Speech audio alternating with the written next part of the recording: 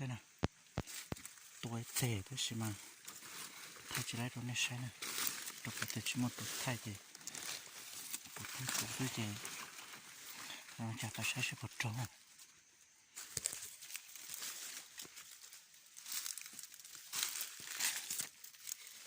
โอ้ตัวเก๋นะแล้วอะไรเก๋ตัวที่ก้นนะหมอนั่นโยนล้อตะเกียนะเสียเขาถ้าจะได้ตรงนี้ใช้เขาคนในตัวเลยสิ